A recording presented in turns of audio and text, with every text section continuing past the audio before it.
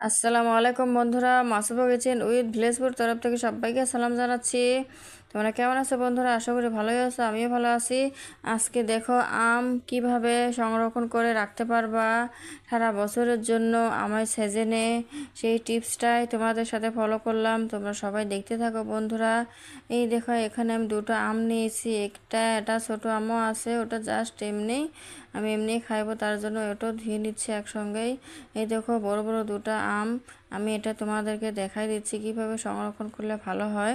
ওই জন্য আমি এখানে সির্ফ দুটো আম নিয়েছি। আর বন্ধুরা এই দেখতে পারছো ভালো করে ধুয়ে পরিষ্কার করি আমি নিচ্ছি, কিন্তু আম দুটো একটু বড় সাইজ হতে লাগবে।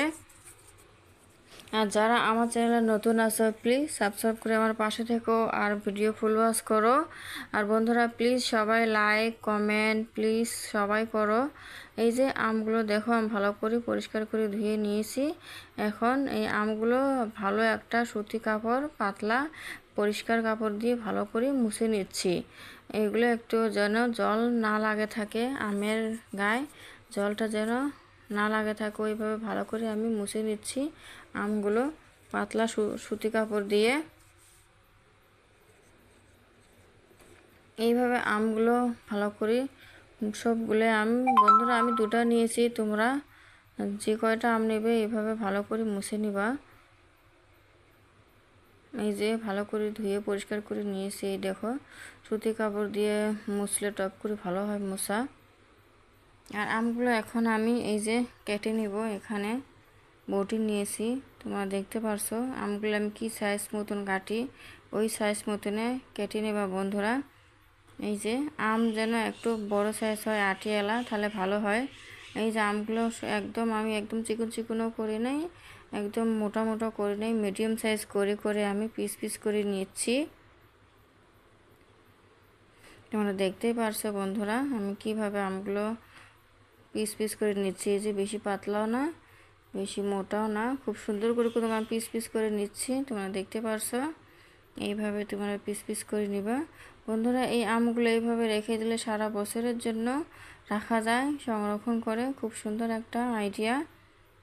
এই যে এখানে আমি একটা কড়ার মধ্যে জল বসে দিয়েছি, গ্যাসের মধ্যে গরম জল। এগুলো আমি আমার আম হিসেবে আমি পরিমাণ মতন জলটা দিয়েছি। তোমাদের আম বেশি থাকলে তোমরা জলটা বেশি বাড়িয়ে দিবে। আর এখানে আমি 3 চামচ পরিমাণ লবণ দিয়ে দিলাম। তোমরা যদি পানিটা বেশি দাও লবণটাও আরও বেশি বাড়িয়ে দিবে। আমার আম কম জন্য আমি পানিটাও কমিয়ে দিছি, লবণটাও কমিয়ে দিছি। আর বন্ধুরা এই জলটা আমি একদম ফুটে ওঠার পর্যন্ত অর্ধেক করে নেব। আর এই যে আমগুলোই দেখো কেটে কেটে পিস পিস করে নিয়ে রেখে দিয়েছি, দেখতে পারছো। এই যে এখানে একটা আমি কাচের জগ নিয়েছি বন্ধুরা, আমার ঘরের কাচের বয়ম নাই, তার জন্য আমি কাচের জগ নিয়েছি ছোট সাইজের। তোমরা চাইলে এইরকম কাচের জগ নিতে পারো যাদের ঘরের কাচের বয়ম নাই। এই যে আমগুলো এখানে আমি সাজিয়ে নিচ্ছি জগের ভিতরে, তোমরা দেখতে পারছো। সবগুলো আম জগটা ভালো করে মুছে নিতে হবে যেন জল টল না থাকে, ভালো করে ধুয়ে একদম মুছে নিবে যেন আগের জল না লাগে থাকে। এই যে এখানে আমি জলটা একদম ফুটে উঠেছে, অর্ধেক হয়েছে। আর এই জলটা আমি কুসুম কুসুম গরম ঢেলে দিচ্ছি বন্ধুরা, একদম ফুটান্ত জল ঢেলে দিবে না, কুসুম কুসুম জল এই যে আমি একটু একটু করে ঢেলে দিচ্ছি। তোমরা দেখতে পারছো এরকম যাদের ঘরে ছোট বয়ম নয় কাচের জগতও রাখতে পারবা। এই যে আমি একটু একটু করে ঢেলে দিচ্ছি, তোমরা দেখতে পাচ্ছ। এইভাবে দেখো কত সুন্দর আইডিয়া না? এইভাবে আম সংরক্ষণ করে রাখলে যখন মন চায় তখন খাওয়া যায়, ইচ্ছা করে। যখন আম থাকে না তখন আম খাইতে ইচ্ছা যায়। এইভাবে করে রাখলে কিন্তু খুব ভালো হয়, মন চাইলেই খাওয়া যায়।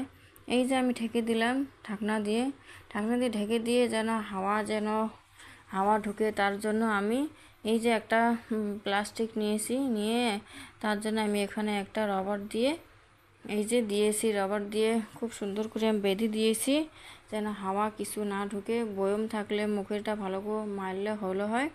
ওই জন্য আমি এই দেখো এই টিপসটা ফলো করেছি, তোমরা এইভাবে করে নেবা, তাহলে একদম কোনো হাওয়া কিচ্ছু ঢুকবে না, আর আমটা ভালো থাকবে সারা বছরের জন্য। এইভাবে করে তোমরা চাইলে অনেক আম সংরক্ষণ করে রাখতে পারো বন্ধুরা। দেখো আইডিয়াটা কেমন হল প্লিজ কমেন্টে জানিও বন্ধুরা তোমরা।